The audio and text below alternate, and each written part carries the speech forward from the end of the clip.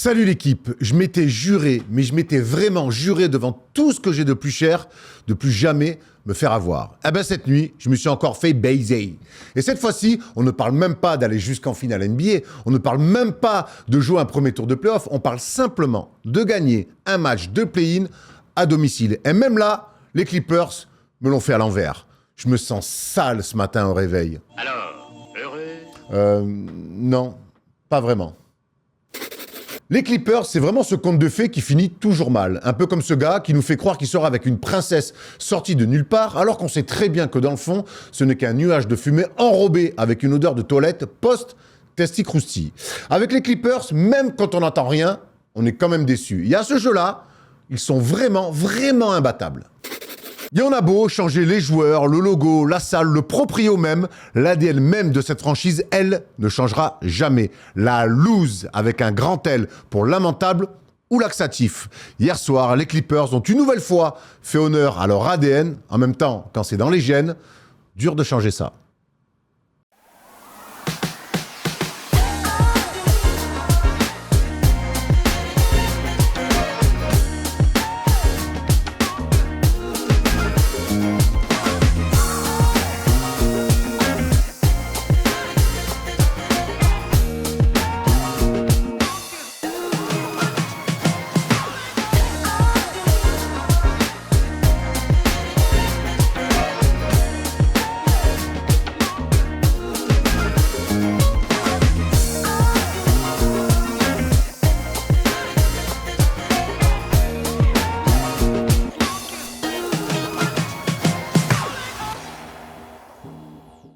Salut l'équipe, on est jeudi et le jeudi c'est le first des shows, ça y est, on y est les amis, fini la saison régulière, place à la post-season et ça a commencé très fort, donc vous vous en doutez, on aura une émission avec 1000 choses à dire. Avec moi dans le canapé, Thomas Dufin et l'homme qui n'est toujours pas dans le générique, mais promis l'année prochaine on va changer ça. Théo Omesseur, comment ça va Théo? Ça va très bien, forme ravi d'être avec vous. Ouais, on a fini le bouclage un petit peu de notre petit dernier MOOC. Ouais, absolument. D'ailleurs, ça va commencer là. Les expéditions commencent, donc si vous êtes abonné, ça va arriver très vite. Alors, on peut déjà l'acheter et tout ça? Ouais, il est disponible bon sur basketsession.com comme d'habitude. Hein. C'est là que ça se trouve. Voilà. Et il est autour des Warriors, on voulait en parler un petit peu plus tard, mais finalement, puisqu'on y est autour des Warriors, on imagine qu'il y a 1000 choses à dire, parce que l'histoire des Warriors n'a pas commencé avec Steph Curry.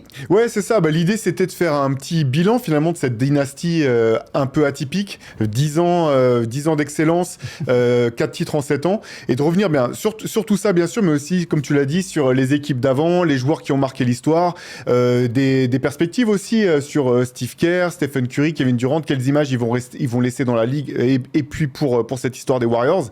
Et je pense que c'est quand même l'équipe qui a marqué ces 10 dernières années sur le terrain en termes de performance, et aussi à travers le monde en termes de style de jeu, et potentiellement d'une révolution quand même qu'on voit maintenant du playground jusqu'au plus haut niveau.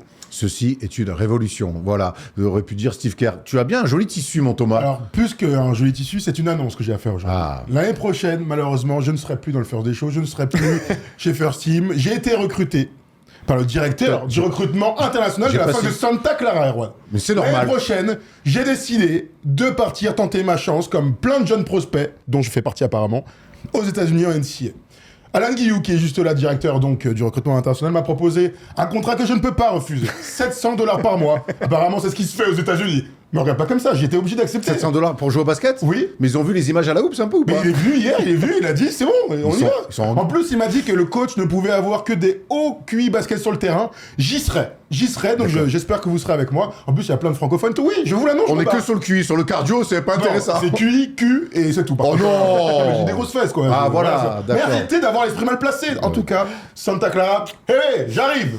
La Californie, c'est bon, ouais. Parce qu'il y a aujourd'hui notre ami Alan Guillou, vous vous souvenez d'Alan qui bossait pour Envergure, qui est parti depuis 4 ans du coup, bosser avec la fac de Santa Clara, il est venu aujourd'hui nous faire un petit coucou, il nous a ramené un petit peu de merch, du magnifique merch, merci, pour cette Alan. belle fac de Santa Clara où est passé entre autres Steve Nash, Trambis. Il m'a dit que j'étais le parfait filon entre Podziemski et Jalen Williams. Donc je l'ai cru, j'y vais. Pour moi, t'es Kylori. Pour, Ouais, mais il est pas et pour passé des par raisons qui n'ont... Villanova, il est à Villanova, C'est le pas grave, et pour des raisons qui n'ont rien à voir avec le basket. Moi, je veux bien sur mon même compte en banque. Bon, voilà. très bien. Allez, avant de se plonger dans le sommaire de l'émission, comme d'habitude, on a quelques annonces à vous faire et on commence avec le NBA Classic Game lundi prochain dans le Big Monday. On va vous revenir sur le chef-d'œuvre des Spurs en 2014. Vous vous souvenez, ces Spurs qui étaient revenus après la défaite terrible en 2013. Ils étaient revenus en 2014, froisser le hit de LeBron James qui partira ensuite. On se souvient de ces finales, hein, les gars. Ça avait été presque inattendu de revoir les Spurs à ce niveau-là. Kawhi, 22 ans, MVP des finales. C'est ça le truc, c'est que dans ce que vous allez voir lundi soir, c'est qu'on pourra dire du bien de Kawhi Leonard, ce qui ne sera pas le cas aujourd'hui. Voilà, Clairement. donc pour les fans des Clippers et ceux qui détestent Kawhi côté les Spurs, vous êtes au bon endroit aujourd'hui et lundi. Et on se souvient que dans ces finales, Théo, Babak avait été exceptionnel dans le playmaking. Pourquoi je te parle de Babak ? Parce que c'est son anniversaire Ouais, aujourd'hui. happy birthday. Et si vous voulez vous faire un vrai kiff sur Babak, souvenez-vous, il y a quelques semaines, on vous avait offert le chef-d'œuvre, la masterclass de Boris Dio avec les Phoenix Suns. C'était face à Dallas, c'était en 2006, sur un premier tour de playoff. Il avait été exceptionnel dans ce match, Boris Dio. Donc voilà, sur les NBA Classic Game, vous allez fouiller comme ça sur la chaîne YouTube et vous trouvez un petit peu tout ce que vous voulez. Offense, vendredi dernier avec Jérémy Nadeau, émission qui a plutôt bien marché. Pour ceux qui l'ont pas vu ou qui veulent la revoir, n'hésitez pas à aller sur la chaîne Offense avec Mehdi Maizi, Jérémy Nadeau et Tom Servino. On s'est beaucoup marré. Une émission un peu de bander. Tu bandes, toi? On a C'est le running gag un peu. Un très bon running gag autour de cette émission. Lundi dernier, il y a 2 semaines plus tôt, on avait reçu Julien Cagnero, un ami à nous qui nous appelle aussi le lundi souvent dans la libre antenne. Eh ben, il est venu faire un inside un petit peu chez First Team, mode un petit peu The Office. Eh ben, c'est disponible sur sa chaîne YouTube, Julien Carigno. Donc une journée avec First Team, vous allez voir, c'est plutôt intéressant. Il y a des insides qu'on voit rarement. Bah, qu'on voit jamais même. Hein. On s'est plutôt bien marré. Bah franchement, si vous voulez en apprendre un petit peu plus sur qui on est et ce qu'on fait, alors Erwan disait The Office, alors c'est pas joué, hein, même si au début quand on l'a lancé, on se disait mais attends, on a l'impression qu'on est dans un jeu d'acteur. Non, on est vraiment comme ça et la position que j'ai sur le bureau d'Erwan, c'est ma position naturelle de tous les jours. Donc allez-y, c'est vraiment cool. Julien a fait de l'excellent travail, ça dure 17 minutes et on voit quand même de personnalités hors normes dans ce doc. Je parle pas de moi, je parle des gens autour de nous, bien sûr. Exactement. Oui. On découvre certains, Voilà, c'est ça. certains masques tombent. C'est clair. And scene. C'est pas déliré ça. Avant d'aller dans le sommaire de l'émission, je voulais faire un petit clin d'œil parce que vous savez que la communauté First Team est énorme. Et il y a quelques semaines, j'avais demandé les gens qui peuvent m'avoir des places pour Céline Dion, n'hésitez pas à m'écrire. Il y a un mec qui m'a écrit et j'ai eu des places pour Céline Dion. Donc merci à Simon d'avoir été réactif. C'est pas donné, mais au moins j'ai pu faire un petit kiff pour le mariage de ma cousine. Je te fais un petit bisou. Erwan n'aura pas de nouveau canapé, mais il aura des places pour sa cousine. En tout cas, ça c'est beau. Ah ouais, parce que plus tard, avec le prix des places, on aurait eu un canapé de très haut niveau. Allez, le sommaire de l'émission, dans les news, on reviendra sur le début de ces play-ins passionnants. On a vu que des matchs de qualité, on a vu aussi des choses assez improbables. On reviendra évidemment sur le début de ces play-ins. Dans le débat, on reviendra sur les séries de play-offs qu'on connaît déjà, notamment les Spurs face aux Blazers. On a envie de voir quel visage vont avoir les Spurs version Victor Wembanyama qui vont découvrir pour la première fois la post-season et forcément on a plein de questions à se poser. La palette, elle sera sur la série entre Minnesota et Jokic. Ça c'est une... oui, j'ai envie de dire Jokic et Denver. Ça c'est une série pour adultes, il n'y a pas de... Ça va entre hommes matures, bam, boum, bam, ça va envoyer. C'est la 3e ou 4e fois qu'ils vont se rencontrer en 4 ans. Évidemment, il y aura plein de choses à raconter là-dessus. On se finira pour le quiz où en ce moment, nos invités, c'est pas nos invités, c'est nos consultants brillent. Nos consultants brillent. La dernière fois, tu as brillé. Thomas Larocchi a brillé aussi. Est-ce que tu vas faire le doublé? Je te mets un peu la pression. Je fuis la pression. Ouais, je vais faire partir en underdog, moi, toujours. Plein d'humilité, Théo, quand il s'agit du quiz. Faudrait que je m'en inspire un peu. Oui. Mais je vais le froisser, le quiz. Je le sens comme ça. Ça va pas durer longtemps. C'est le problème de ma vie. C'est le problème de ma vie. On n'est pas là pour en parler. Il y a des psychanalystes. J'irai les voir. Je prendrai rendez-vous. En attendant, nous, on a rendez-vous avec les news.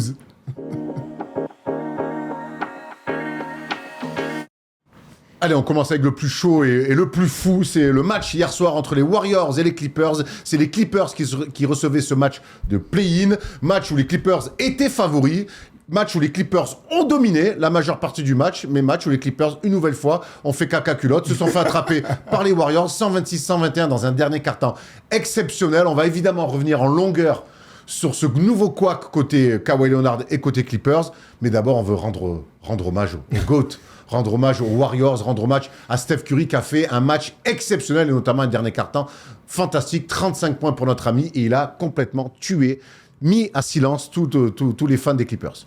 Moi, je les ai trouvés extraordinaires, les Warriors, hier. Vraiment, j'avais l'impression d'avoir une équipe qui savait exactement ce qu'elle allait faire, comment elle allait le faire, et qui n'a pas douté un seul moment, même quand les Clippers revenaient, même quand il y avait de l'adversité, qui a su s'adapter aux Clippers, et à l'inverse, qui a mis les Clippers en situation de pas savoir par quel bout prendre le problème. La défense sur Kawhi Leonard, elle est incroyable, et pas simplement Draymond Green, globalement. Collectivement, même Guy Santos, il va à un moment sur les rotations, il n'y a pas d'erreur, tu sais, ils font les rotations fortes sur les joueurs, sur qu'il faut faire des rotations fortes, ils restent de manière plus conservatrice. J'ai trouvé que c'était une masterclass, en fait. Et je te rejoins complètement, tu sais... ce que t'as pas dit, Erwan, c'était un match, le perdant était éliminé de la course au playoff, et je trouve que c'est... Un do or die. C'était un do or die, c'est le tour d'avant, mine de rien, quand t'es 7-8, les Phoenix Suns, par exemple, auront un deuxième match à domicile pour essayer de se qualifier. Là, les Clippers sont dos au mur avec Nico Batum, qui avait annoncé le week-end dernier vouloir une salle pleine, avec une ambiance de ouf. C'est exactement ce qu'on a eu la chance de voir hier soir. Et dans ces grands moments, il y a toujours l'expérience qui fait foi, mais il y a surtout l'âme, en fait, l'âme du champion, le supplément d'âme, t'as raison. Et commençons par Steph, on parlera des autres, t'as commencé à parler de Draymond Green et de Guy Santos, mais Steph, à un moment donné, il sort du match, tu dis, bon, j'ai un doute, bon, il revient finalement assez vite, il n'y a pas de souci là-dessus. Le dernier carton qui fait, en fait, quelqu'un est surpris de ce qu'il a été capable de faire ? Non. Envoyer shoot sur shoot avec ce dernier tir, avec cette feinte de pick and roll, la passe dans le dos, tac, il va de l'autre côté, il met cette énorme filoche à 1m50 et les talons presque sur la ligne de côté, c'est Steph Curry. Et Steph Curry, malgré cette saison très compliquée, regarde, on revoit cette action vue des tribunes, Steph Curry est coutumier du fait, et c'est exactement ce pourquoi on aime le basket, des grands moments, même de play-in, avec les meilleurs joueurs qui arrivent à s'éclater. Je l'ai trouvé exceptionnel de leadership, je les ai trouvés les leaders, les vieux de la vieille de cette équipe, extraordinaire de leadership. Oui, on a senti l'expérience, hein. Tu parles en début d'émission de cette dynastie des Warriors.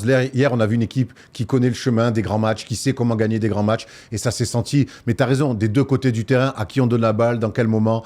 Et alors lui, il a été champion aussi hier, il a été très bon dans le quatrième quart-temps, pas avec les Warriors, c'est à Ford. Albert, Qui nous sort un 4 sur 4 à 3 points dans le meilleur des moments. On va voir d'ailleurs les stats de ce quatrième quart-temps. Alors Ford hier aussi, alors qu'il fait plutôt une saison assez discrète, il est monumental. Il change tout, non ? Même du match, hein. Mais il change tout. Il a été incroyable. Et de la même manière, Porzingis, les minutes où il n'y avait pas Stephen Curry, il va chercher des rebonds offensifs, il met des tirs à 3 points importants, il anime le jeu défensivement, il donne la protection de cercle que les Warriors ont quasiment jamais eu.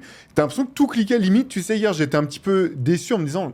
Cette équipe, j'aurais bien aimé la voir à pleine. Les gros postes sur Jimmy Butler, on se disait, quel dommage, t'as raison. Exactement, il y a un petit goût de quand même d'inachevé, bon, ce qui est normal. Mais ouais, à Ford, les 4 paniers à tirer à 3 points, les 4-3 points de suite, là, à la fin, c'est limite ce qui tue. En fait, il en met 3 d'affilée. En fait, pour moi, il y a 2 séquences très importantes dans le quatrième quart-temps. Il y a la séquence, où c'est peut-être dans le troisième, il y a la séquence de Porzingis à 6 points, où il met le N1 là, sur Brook Lopez, fantastique, et derrière, il met un énorme tir en transition à 3 points. Sur le repli des Clippers hier, ça a été c'est une honte. Et derrière, il y a cette séquence où Ford met 3 points d'affilée, et après, il met ce tir pour repasser devant. Là-dessus, vraiment, les intérieurs des Warriors, au meilleur des moments, ils ont vraiment puni le repli notamment et cette défense assez prévisible des Clippers. Moi, tu sais, lundi, on en a parlé, lundi, j'avais été très surpris parce que tu avais dit, et je sais plus comment il s'appelle, l'auditeur, vous nous aviez dit que vous sentiez que les Clippers étaient largement au-dessus, qu'il y allait avoir un écart. Moi, j'avais dit, mais...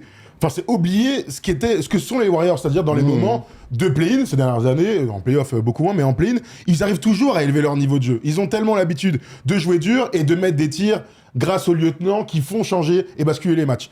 Tu te posais la question de quel joueur allait marquer 20 points, enfin quel autre joueur que Steph allait pouvoir marquer 20 points. On a un Porzingis que j'ai vu, mais magnifique d'adresse. Le nombre de dunks qu'il a mis, de claquettes, on l'a senti dur, on l'a senti connecté à ses coéquipiers. Tu rajoutes Ford. Guy Santos, dans son jeu sans ballon, a été exceptionnel. Incroyable. 20 points pour Guy Santos. 20 points, tu vois. Non, mais il y a 2 mecs qui mettent 20 points. T'as Podziemski, mon gars de Santa Clara maintenant, a mis 17. Mais 17. Ford est à 12. Steph est à 35. Franchement, j'avais été déçu limite 14, quand vous disiez ça. 14 pour Ford, mais on s'est compris. Oui. Il met 12. 14. En fait, il met 12 dans le quatrième. Ah oui, voilà. 14 dont 12 dans le quatrième. C'est ce qui compte en vrai. Oui. Il est bon, celui-là. Il entend toujours sur ses pattes. Et Draymond Green, qui est pas important au scoring, mais qui rayonne dans le jeu de passe. Guy Santos, le nombre de passes D que lui donne Draymond Green. En fait, j'ai pas été étonné, je le disais tout à l'heure, je suis pas étonné par le match qu'ils ont produit hier. On peut être étonné par la victoire, mais ils ont ça en eux. Ils l'ont fait 35 fois depuis 10 ans. Et au meilleur des moments, il y a toujours ce moment où on clique. Ce qu'on peut souligner quand même, c'est que Porzingis, En fait, quand il est en forme, c'est une arme de destruction massive, on le dit depuis des années. On parle beaucoup, de la prestation collective, de certains joueurs qui sont sortis du lot, qui se sont sublimés, mais il y a aussi tactiquement, de la part de Steve Kerr, une masterclass.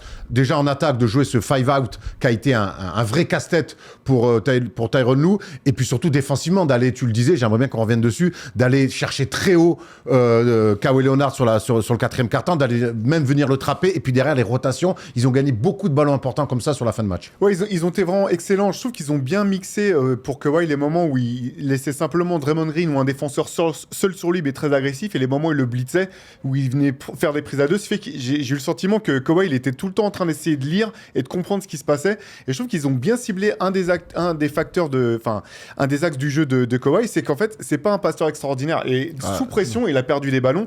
Et l'autre coup qui était moi que j'ai trouvé cool, c'est de sortir une 1-3-1, ce qui est quand même assez rare. Et en fait c'est ça que tu dis, c'est une zone que tu peux jouer en NBA, il y a pas de souci, parce que de toute façon le joueur de tête et celui de queue sont toujours côté ballon, donc extérieur à la raquette, et tu peux poser des problèmes sur des séquences bien déterminées, définies, et ça a marché à 100%. Honnêtement, je trouve que même dans les role players, D'Anthony Melton, Gary Payton, chaque joueur savait ce qu'il avait à faire, à jouer son rôle à la perfection. Et t'as raison, je pense qu'il faut rendre hommage au talent de Steve Kerr sur ce match-là. Moi, je trouve que c'est une victoire et de son staff, bien entendu, mais ça porte aussi la marque d'un staff qui a su préparer ses joueurs pour l'occasion. Ce qui est très appréciable dans les rotations de Steve Kerr, c'est que d'avoir Al Horford dans la fin de match et pas Porzingis te permet d'avoir Draymond Green sur l'aile et sur Kawhi Leonard. C'est ça le grand changement. La dev line-up historique, c'est Draymond Green en 5 qui défendrait sur Brook Lopez et qui gagnerait son duel en étant plus vite, plus intelligent, etc. Mais comme tu as Al Horford qui est un défenseur all-time, un défenseur ultra intelligent qui est sur Brook Lopez. D'ailleurs, même Brook Lopez lui rend un moment un tir à 3 points. Et on se dit, mais attends, on est en 2006 ou quoi, c'est improbable. En fait, elle est là la victoire de Steve Kerr, plus qu'autre chose. C'est qu'il a joué avec deux vieux à l'intérieur et Draymond Green sur Kawhi Leonard, et ça a fonctionné parfaitement. Kawhi Leonard, les gars, il marque 2 points dans le dernier quart, il tire seulement deux fois, et son seul panier, c'est le dunk à 10 secondes de la fin, là. Quand le match est plié. C'est-à-dire qu'il a été totalement absent du moment le plus important pour les Clippers cette saison. On l'a dit, Steve Kerr a fait une masterclass, il a clairement out-coaché Tyronn Lue, où là on va ouvrir le dossier un petit peu Clippers et le dossier Tyronn Lue. On va reprendre déjà la première déclat de Tyronn Lue après cette vilaine défaite et cette fin de saison. Je suis furieux, on avait le match bien en main, on a fait des erreurs stupides, on n'a pas su bien exécuter les systèmes, avoir 13 points d'avance à 10 minutes de la fin, ça me déçoit vraiment. Et c'est vrai que les Clippers mènent de 13 points dans le quatrième quart-temps. Honnêtement, jusqu'à ce moment-là, pour moi les Clippers font un bon match. En face, les Warriors, on vient de le dire, font un match très cohérent, tactiquement ils posent des problèmes, mais les Clippers arrivent plutôt à bien gérer. Mais derrière, finalement, dans ce quatrième quart-temps, il se passe plus grand-chose côté Clippers. Il y a cette défense autour de Kawhi, il y a Garland qui fait un bon match, mais derrière, autant chez les Warriors, on voyait qui faisait quoi, quand, comment et à qui on donnait la balle. Chez les Warriors, ça a été très vite l'anarchie. Chez les Clippers, tu veux dire. Chez les Clippers, pardon. Ouais, et c'est marrant, je suis un peu surpris de cette déclaration de Tyronn Lue, je la comprends, mais moi, en regardant le match, il n'y a pas un moment où je me suis dit, les Clippers ont le match en main, en fait. J'ai toujours senti... Là, le début de quatrième, j'ai toujours senti... Le plus 13, là, il y a un plus 13, tu dis, bon, ils ont quand même... Mais il reste 9 minutes. Honnêtement, tu regardais le body language un petit peu des Warriors, ils sont tranquilles, en fait. Il n'y a pas du tout de vent de panique. J'ai l'impression qu'ils... Ah ouais, moi, Steph Curry, à moins 13, il est sur le banc, il a une tronche. Moi, je sens à ce moment-là, pour le coup, je n'ai pas ressenti des choses comme ça. Okay. Moi, à moins 13, j'ai vraiment l'impression que, il se passe quelque chose, que physiquement, il commence à accuser le coup.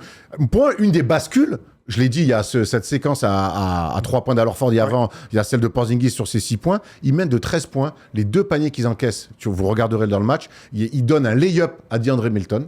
Mais ça se passe à D'Anthony Melton. Il donne un lay-up. Il gagne sur un contrat, il donne un lay-up. Donc, tu reviens direct à moins 11. Parce que si tu fais une bonne défense, derrière, tu as un ballon pour être à plus 15. Et là, tu peux un peu plus les enterrer. Hier, les Clippers, sur des moments clés, où ils ont la balle en main, où défensivement, ils s'autorisent des siestes et qui leur coûtent très cher à la fin. Je te rejoins complètement. Il y a un autre moment où c'est un peu la même chose, où il laisse un lay-up à Guy Santos parce que Kawhi Leonard, de manière totalement inexplicable... C'est Brook Lopez qui va en pression. Très haut là. Je sais qu'il y a Kawhi qui est dans l'aide et qui préfère rester collé à Draymond Green à 3 points dans le corner plutôt que de venir couper le lay-up de Guy Santos. Effectivement, il y a eu des erreurs. Je reviens à cette notion de plan de jeu et d'équipe qui savait ce qu'il y avait à faire. Et moi, c'est pour ça que j'ai pas eu le sentiment... Alors, je dis pas que j'étais sûr que les Warriors allaient prendre ce match, mais j'ai l'impression l'impression qu'il n'y avait pas de vent de panique du côté de Golden Ok. State. C'est peut-être aussi parce qu'ils avaient moins à perdre. Quelque part, les Warriors avaient tout à gagner peut-être sur ce match-là et moins à perdre que, C'est vrai, que, c'est vrai. que Mais les tu vois, Clippers. cette action, Le t'as 10 raison. le 19 en 2 minutes, là, Ouais. quand même. Mais- Après, c'est tout Warriors. hein. Mais tu vois, en fait... T'as raison, mais en fait, tu sais, on peut détruire les Clippers, il faut aussi donner énormément de crédit sur les Mais c'est Warriors. ce qu'on vient de faire. C'est ce qu'on a fait, mais même dans les moments clés, et c'est quand même la NBA actuelle, avec moi- le nombre de tirs à 3 points. En fait, le problème, c'est que tout le monde fait que tirer à 3 points, donc les momentum changent comme ça. Mais alors, et là, c'est exactement ok. ce qui s'est passé. J'aimerais dans le qu'on match. aura un volet tactique là-dessus, notamment avec le prisme Clippers. T'as raison, quand Kawhi vient pas aider et que Guy Santos va mettre un lay-up, c'est Brook Lopez qui va mettre pression sur Guy Santos dans son dribble, c'est ça. 2 mètres derrière la ligne. Mais frère, Pas mais un très et bon là, choix, encore une c'est fois, sûr. je parle du lay-up Bien sûr. de D'Anthony Melton, alors que t'es à plus 13, boum, tu donnes un lay-up, les mecs reviennent à moins 11. Là, tu vas mettre une pression, mais 2 mètres derrière la ligne. Brook Lopez, qui est là, qui dit, qu'est-ce que tu fais? Tu donnes encore un lay-up, ça fait déjà 4 points. Et puis surtout, de laisser Brook Lopez, je lui en veux même pas à lui, mais en face, il joue donc cette espèce de five out, de stretch five incroyable. Brook Lopez, ils sont pas fous les Warriors, ils le mettent dans les pick and roll, sûr. et encore, et Tyronn Lue, il ne change Tu strictement voulais un rien. small ball, en fait, c'est ça. Bah, au bout d'un moment, ils reviennent. Quand tu vois que alors Ford sur du pick and pop te détruit comme ça, et que Steph Curry t'emmène tout le temps dans les pick and roll avec Draymond Green, la qualité d'écran, l'ouverture derrière, change quelque chose. Il a rien changé, Non, c'est Tyronn vrai. Lue. Donc Et ça on- déclin, en fait, il a bon dos, hein, mais... Ouais, non, mais sûr, mais c'est... Bon, de toute façon, là, les Clippers, faut les détruire, il n'y a pas de raison, ils sont à domicile, tu dois t'offrir un deuxième match de play-in, ils sont favoris, on est tous d'accord, on est très déçus que Nico n'ait pas eu une chance de montrer ce qu'il pouvait apporter dans un match Est-ce pareil. que tu Bah peux pas oui. répondre à ce Peut-être, bah oui. five out en mettant Mais Nico c'est un poste... five out, mais c'est un five out, mais pas un small ball, hein. Non, Parce un qu'ils five sont out, c'est avec bien ce que Guy j'ai. Santos, Draymond Green et alors Ford, c'est pas un small ball non Il plus. a déjà fait d'envoyer Nico sur des missions poste Bien 5 sûr, pour bien défendre sûr. sur des grands... C'était à 5 ans, par contre. Hein. Non, c'était pas il y a tant que ça. Bon, bah, c'était non, avant fini, hein, donc, non, mais même Ah, Stanley l'a fait un petit oui, peu. bon, si tu mais veux, je, mais bon. je trouve qu'en tout cas, Ouais, sans quand parler même, de Nico ou pas, et on est triste pour Nico qu'il ait pas joué, mais je trouve qu'il a pas... Tu peux des fois, ce que tu payes en attaque, tu peux le faire payer de l'autre côté. Bon, mais là, c'était pas le cas. Même Brook Lopez, lui, était au large. Donc, tant qu'à faire, essayer de trouver autre chose. J'ai trouvé que Tyronn Lue, encore une fois, amorphe. Ouais, il y a de quoi. T'as raison. Il y a un truc qui va dans ce sens-là, c'est qu'à un moment donné, il y a 41 points encaissés dans le quatrième. Ils sont à 14 sur 18 au tir, 8 sur 10 à 3 points. Et t'as l'impression qu'ils ont passé leur temps à prendre des balles à l'opposé. Hop, un shoot. Oh, ça rentre. Bon, on baisse la tête. Oh, encore la même action. Et ça arrivé de très nombreuses fois. Donc, t'as raison, ça va dans ton sens. Et puis, dans les grands moments, t'en reviens toujours à qui est la star et comment tu vas faire pour débrider un match qui semble un petit peu compliqué. Et c'est pour ça que Kawhi Leonard, là, sur le dernier quart-temps, pour moi, c'est lui le plus grand fautif. On peut parler de Tyronn Lue, des choix, bon, t'as raison. Mais à un moment donné, les mecs sont payés 50 millions, les mecs sont au centre de tout, de la hiérarchie. C'est à toi, parfois tout seul, en faisant du Hero Ball, de changer les choses. Et là, c'est passé complètement à côté. Mais si t'es trappé, qu'on vient te chercher à deux, qu'on fait tout pour que tu lâches la Mais ça, balle. c'est l'histoire du basket, hein. Kobe, KD, Bah alors, LeBron. attends. En fait, c'est la Moi, vie. je vais hein, insister encore un petit peu sur les choix tactiques. La sortie de temps mort quand ils perdent la balle. Oh là là là. Mais en fait, comment en NBA, dans un match comme ça, do or die, tu fais un temps mort, ta remise côté, et en fait, ton système, c'est Kawhi qui t'en limite les mains pour faire un main à main avec le mec qui est là. Mais c'est quoi encore une fois, qu'est-ce qu'il a dessiné Bah de la pendant merde, 3 hein, ça c'est sûr, mais je veux dire, les erreurs arrivent tout le temps. On a vu la Melo Ball, on en parlera après. C'est un meneur de jeu, il perd la balle sur une montée de balle. Les ATOs, il y a tout le temps des mauvais choix, des mauvais dessins et des mauvais choix des joueurs. En fait, c'est l'histoire du basket. Il n'y a pas d'erreur. Il y a quoi? Il y a 0-0 à la fin, tu vois. Donc, moi, franchement, j'entends, etc. Je pense que c'est beaucoup plus global. On faut tirer sur Tyronn Lue, faut tirer sur la franchise, faut tirer sur Kawhi. C'est un truc tellement global que j'ai du mal à dire juste Tyronn Lue, c'est faire de coacher. En fait, c'est un ensemble. Ah bah si, Tyronn Lue, c'est Non, pas mais le oui, coach, non, il y mais a t'as pas raison, photo. mais c'est un ensemble. Après, on rentre une nouvelle fois dans cet ADN Clippers, on a l'impression que finalement, il cherche, il donne le bâton pour se faire battre, Théo. C'est ça, puis il y avait quand même aussi une espèce d'opposition de style en fait. Et là, ce qui est magnifique avec le jeu des Warriors, c'est qu'en fait, c'est très rare que le jeu ne propose pas de solution. Le jeu des Warriors, globalement, c'est une machine à proposer des solutions potentielles. Donc, ça veut pas dire que ça marche à chaque fois, mais il y a des solutions. Là, à la fin, c'est vrai que j'avais rarement vu Kawhi Leonard être aussi... Lockdown. Lockdown Ouais, et ne pas complètement. trouver de solution du tout. Et tout s'est arrêté, en fait. Il se passait plus rien sur le terrain. Et c'est vrai que dans peut-être 80% des attaques globales en NBA, une fois que le meilleur joueur, s'il trouve pas de solution, tout le monde s'arrête et le regarde. Et la défense que les Warriors ont proposée hier, elle était extraordinaire. Et je pense que les Clippers avaient pas anticipé que les Warriors auraient encore en eux de sortir une défense comme celle qu'ils ont sortie hier. Mal préparé. C'est con, Ça va dans tous sens. c'est con, c'est leur métier. Donc, Ouais, mal préparé, mais t'as raison, de mal préparer préparé. les matchs. En tout cas, Steph Curry nous a servi encore une masterclass et on sait que Steph Curry en play-in, En général, il met dedans. Il aura un match face aux Suns encore pour espérer aller en playoff. Mais regardez cette stat de Steph Curry en play-in. Voilà, donc les Warriors, les Suns sont plutôt prévenus. Regardez toutes les cartons de Steph Curry en play-in. C'est pas marqué dans le tableau, mais le global de tout ça, c'est à plus de 50% à 3 points. Alors, c'est une très bonne stat, mais en fait, c'est une très mauvaise stat. Parce que les Warriors qui font autant de matchs de play-in, c'est une catastrophe. Oh, tu nous emmerdes, du phare. Prends le tableau comme il est. Mais je le prends. Ah, bravo, 35 points contre les Clippers. Bravo, Steph. Ah, 37 contre les Lakers. On se souvient, ils ont perdu. Non, mais c'est ça aussi, les Warriors qu'on adore, etc. C'est une équipe de play-in de l'Ouest. Et donc Steph, qui est un joueur hors norme, arrive toujours à nous sortir des perfs parce que c'est un joueur juste grotesque. Et donc là, on est en train de kiffer un bête de match. C'était 9-10. Hein. Ouais. C'était 9-10. Oui. Tu vois, c'est ça qui est fou. Remettons dans le contexte. Le contexte, il arrive, c'est que malgré cette superbe victoire hier sur le parquet des Clippers, les Warriors ne sont pas encore assurés de jouer les playoffs. Ils vont jouer les Suns. Et là, pour le coup, on va ouvrir un petit peu le côté preview. Comment vous voyez cette confrontation face aux Suns ? Moi, quand je vois le match d'hier, je mets une pièce sur les Warriors. Parce qu'en fait, tu sens qu'ils ont tellement kiffé que finalement, au début, franchement, quand ils étaient qualifiés pour le play-in, je me suis dit, bon, bah, ils vont plier les goals, ils vont partir en vacances. De toute façon, ils veulent jouer des matchs où il y a de l'ambiance. Et en fait, tu te retrouves dans une situation où tu vas jouer des matchs où il y a de l'ambiance, des matchs où tu vas jouer pour ton public et peut-être une opportunité d'aller jouer le premier de la conférence Ouest et d'avoir des matchs à domicile. Moi, j'ai l'impression qu'ils sont... Hier, en fait, les images dans le vestiaire après le match qui étaient vraiment parlantes, où tu les voyais... Mais bien sûr, tu kiffes quand tu as gagné un match. Tu as l'impression que c'est des vieux briscards à qui tu as rallumé la flamme de la victoire et l'envie d'aller en chercher d'autres. Et quand je vois la dynamique, je me dis, bah ouais, moi je les vois bien. C'est comme le vélo, hein, la post-season, tu sens que hier, parce que finalement, mon avis lundi sur les Warriors, c'était ce que je voyais aussi de cette saison régulière. Bien sûr. C'est qu'il y avait plus de kiff, il y avait plus d'essence. Et je leur en veux même pas tant ils ont donné depuis 10 ans. Mais finalement, tu arrives dans un match à l'extérieur. Vas-y, on peut faire taire une salle, on peut faire pleurer des mecs. Vas-y. En fait, ils adorent ça. Ils adorent ça, c'est mon métier. Grave. S'ils font deux victoires à l'extérieur, ils se qualifient pour se faire laminer après par OKC, hein, disons-le quand même. Ce sera un sacré exploit. On va avoir un bête de match. Regardez, sur la saison, les Warriors ont gagné 3 des 4 matchs face à Phoenix. Ça va être un bon match. Les Suns, ils ont beaucoup à perdre parce que 2 matchs à domicile pour le coup. Déjà, de perdre contre Portland, ils doivent avoir très mauvaise.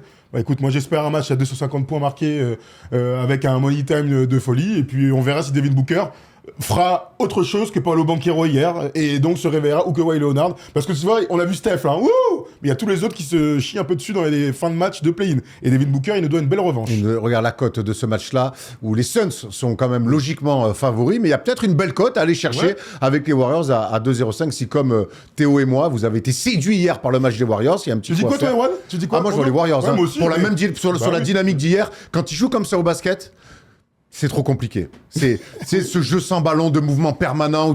Tu vois, même Steph, qui est quand même plutôt toujours attiré vers le ballon, 2-3 fois, il fait des backdoors. C'est d'ailleurs sur un coup, sur Guy Santos, à un moment donné, il va mettre un lay-up, il va mettre des écrans pour des remontées. Toujours. En fait, c'est trop une galère. Quand ils sont comme ça, c'est trop une galère. Et puis hier, j'ai senti que cette équipe-là, encore une fois, ils ont eu le goût du sang. C'est vrai. La question qu'on peut se poser, c'est est-ce qu'ils ont 2 bons matchs comme ça à faire dans leur canne? C'est une vraie question. Moi, je suis plutôt d'accord avec vous. Je pense que les Warriors vont gagner.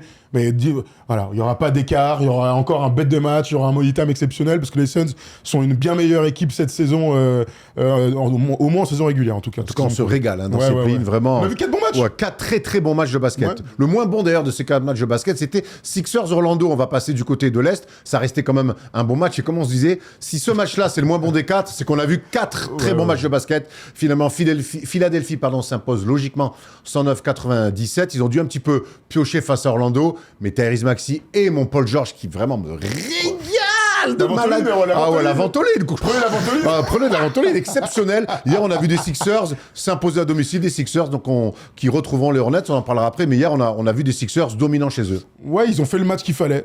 Toujours avec ce parquet et ce maillot Allen Iverson début 2000 qui nous ravit tous. Ils ont fait le match qu'il fallait avec, sans Joel Embiid bien sûr, mais avec un Bona exceptionnel, des contres qui changent tellement la physionomie du match. Tu vois, c'est toujours les lieutenants et second couteau qui font les différences au moment important. T'as raison de souligner Tyrese Maxey, il a été ultra dominant dans la fin de match et c'est lui qui a fait la bascule. Ce qui est bien aussi avec quand tu joues contre Orlando, c'est que tu peux mettre 5 mètres dans la raquette et les laisser tirer. Ils peuvent faire 7-27 comme hier. Donc ils ont utilisé leur force, ils sont logiquement imposés pour aller chercher la 7e place. Donc on retrouvera Philadelphie en play-off. Un petit mot sur Orlando, on en a beaucoup parlé ces derniers temps. On t'a pas entendu sur cette équipe-là. On se souvient de ce dernier match de régulière minable face à Boston. Hier, encore une fois, on voit une équipe, notamment un Paolo Banchero, j'en arrive à dire qu'il commence à ne plus respecter son sport et son métier. Bah, c'est dramatique, c'est triste. Orlando, c'est vraiment triste parce qu'en fait, c'est le même constat depuis 2 ans, sauf que là, tu sens que le vestiaire, ça va être l'enfer en fait dans ce vestiaire. Tu sens que les joueurs veulent plus voir le coach, que le coach peut plus encadrer les joueurs, que de toute façon le coach va sauter.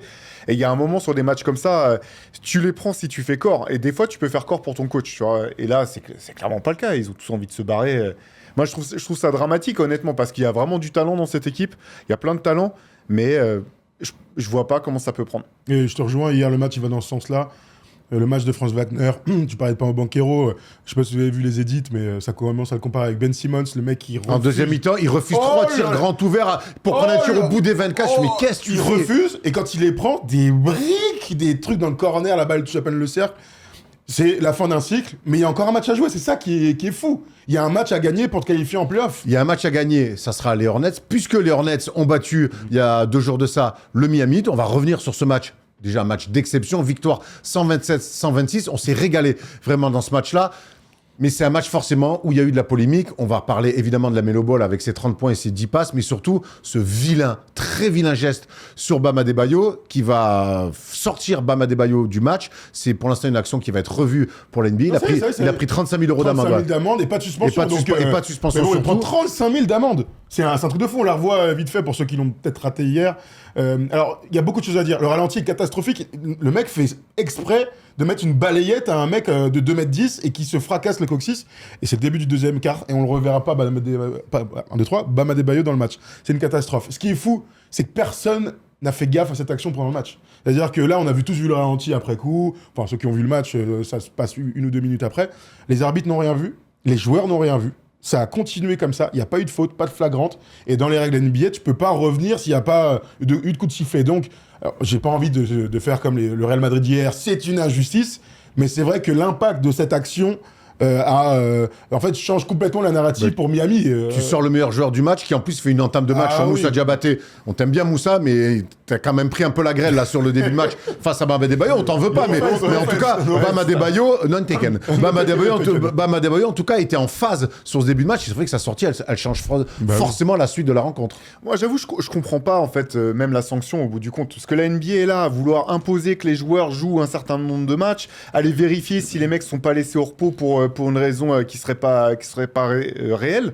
Et là, au bout du compte, t'as quelqu'un qui fait un geste qui est dangereux, qui blesse un adversaire dans un match qui a énormément d'enjeux, et finalement, tu mets juste 35 000 € d'amende. Je comprends pas la logique, en fait. L'argent en NBA, des fois, on a l'impression que c'est un peu la réponse à tout. Tu sais. Ouais, là, c'est pas une réponse face à des mecs qui sont multimillionnaires, 35 000 $, qu'est-ce qu'ils s'en foutent. Moi, j'avoue, je comprends pas. Tu voulais une suspension pour le deuxième match de play-in. En fait, sur des gestes dangereux comme ça.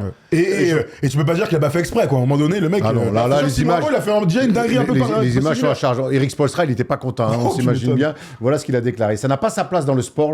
Les arbitres étaient là. Quelqu'un doit voir ça. La Melo Ball aurait dû être expulsé du match pour cette action. Je ne trouve pas ça drôle. Je pense que c'est une action stupide et dangereuse. On s'est retrouvé sans notre meilleur joueur. C'est une honte. Et il a raison, Eric Spoelstra, parce que surtout quand on voit la suite du match, c'est que la Melo Ball, il va la faire, la bascule de ce match-là, avec notamment le panier de la gagne, les 2 derniers paniers en prolongation pour offrir la victoire aux Hornets. Et c'est vrai que quand on dit que ça change tout, la blessure d'Adebayo, mais le fait que la Melo Ball reste sur le terrain, ça change tout aussi. T'as raison, normalement là c'est faute, penalty, carton rouge, c'est la totale. Le problème c'est que tu perds Bam Adebayo et puis tu as la Melo qui est la star du match dans le sens où c'est par lui que tout s'est passé, le positif comme le négatif. La faute, les 2 paniers, ça c'est du positif, t'as raison, mais c'est aussi lui qui fait une paire de balles dramatique et faute à 3 points sur Tyler Hero. C'est-à-dire qu'il était de tous les coups le mec, c'était vraiment le personnage principal du match. Et donc tiens, on revoit la paire de balles. Oui, les meneurs de jeu aussi perdent des ballons à 2 balles, à 15 secondes, en prolongation, les mecs, derrière la faute, elle est calamiteuse, il y a rien qui va. Ils ont failli se faire peur, heureusement pour lui, il va marquer ce layup pour et ils se font sauver aussi sur une action incroyable, sur un tir de Kobe White. Kobe White qui a été très très bon, on se souvient quand il avait été tradé au mois de février à la trade deadline, on s'est dit il va amener du talent en sortie de banc, ça peut peut-être... Et là, encore une fois, il a été très bon Kobe White, très adroit, et surtout il met ce tir assez incroyable à 3 points. Maintenant, il faudrait qu'on m'explique. Wow, quel tir. Faudrait qu'on m'explique. En NBA en 2026, quand tu es à -3, que Kobe White sort d'un écran, pourquoi on switch pas tout? Après, c'est pas vraiment un écran. Tiens, tu peux le remettre un peu... Tu sais, c'est pas... Allez, dur à défendre. Dis-moi ce que t'en penses, Théo. Oui, il est pas tout seul. Mais il met un fade. Attends. Tiens, regarde, c'est pas un écran, en fait. Hein. Tu vois, il n'y a pas de switch Alors, à provoquer. dans ce cas-là, c'est Tiens, mal regarde, défendu.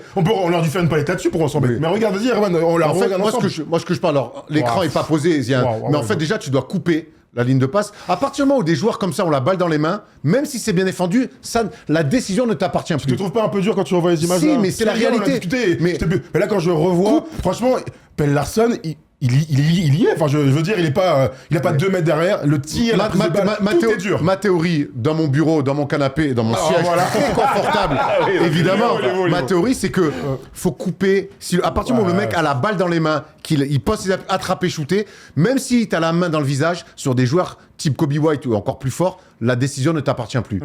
Moi, c'est ça. Moi, je trouve que... Non, mais évidemment que théoriquement, j'entends ce que tu dis. On Prends un backdoor, hein, t'es à Attends. moins 3. Franchement, théoriquement, je suis d'accord. Là, on revoit l'action, on a vu plusieurs Théo fois Lesser, l'action. il est d'accord Bah, il va donner son avis. Théoriquement, tu Mais l'avais moi, pas. vraiment, je pense que là, Pelle Larsson, on peut pas lui dire qu'il a mal défendu. Il y est, même là, il y a son bras, la passe elle est dure. Franchement, son appui gauche-droite avec l'appui à droite qui est en extérieur comme ça, l'autre il fait un fade away. Là, moi je dis crédit aux surathlètes et surjoueurs de la NBA. L'un n'empêche pas l'autre. Bah non, Thomas dit, Thomas dit que Pelle Larsson n'a pas mal défendu. Il a joué un switch, il n'y a pas d'écran, il y a le truc. Je vais aller voir sur mon tacticien sûr, il a pas mal défendu. Pelle Larsson, c'est vrai. Est-ce qu'il a bien défendu? Moi, honnêtement, sur l'action, je trouve que c'est dur de mieux défendre. Alors, bien sûr, il aurait pu couper l'accès au ballon et ouvrir tout le backdoor. C'est ce que tu disais. Ça reste une passe directe, attraper, shooter. Mais Thomas, je t'aime bien. Ça reste J'ai rien dit, Erwan. J'ai rien dit. Pour moi, arrête. qu'est-ce qu'en pense mon mec de Santa Clara? Quand il est tout seul, je connais mon gars, les sens sont dit. Non, mais t'as raison. Mais moi, ma vie. Il est là, rien, c'est filmé. Oh là, rien exceptionnel. Rien exceptionnel. Non, mais bravo. Ce que je veux dire, c'est que on est là aussi pour analyser le détail. C'est la position ultra facile d'analyste. Moi, je trouve que tu as une remise mon gars. côté. La passe, la passe, elle est simple. Enfin, c'est une passe directe, attrapée, Est-ce qu'on shootée. peut revoir une dernière Mais je fois trouve que c'est pas juste un attrapé Moi non shooté. plus, Parce qu'il est en merci. train de Mais parce que pivoter. le mec est trop Sérieux, on fort. se l'a fait une dernière fois, comme ça, Théo, donne-nous. Regarde, vas-y, Théo, on fait la palette, on se fait kiffer. Vas-y, dis-moi ce que t'en penses. Oh, frère. Moi, je trouve que C'est jeu énorme. Le tir, gros. Vas-y, Théo, je te Non, je laisse. trouve que c'est pas juste un attrapé shooté. Il est dos au panier au moment où il reçoit la balle. Il doit se retourner complètement sur ses appuis. Donc, effectivement, là, le défenseur, il a plus la. Il fait ce qu'il peut. Enfin, il est juste dans la contestation. Il veut pas faire faute. Et là, Pelle Larsson, il peut pas faire beaucoup plus. Le tir, il est extrêmement dur. J'ai l'impression que c'est un meilleur attaque, bonne défense, meilleure Mais attaque. ouais. J'ai dur de trouver. Alors, Regarde, il n'y a pas d'écran, il le suit. Il est en plus, il sait alors, pas. raison de plus. Pour moi, il n'y a Allez, pas vas-y. d'écran et ça c'est un argument dans mon sens, c'est que Ah. il met pas. Mais oh, le il met. Mais non, mais le tir, il est énorme. C'est pas la question. C'est que qu'est-ce qu'on fait de l'overplay? C'est qu'en plus oui, Kobe White, il fait un démarrage droit.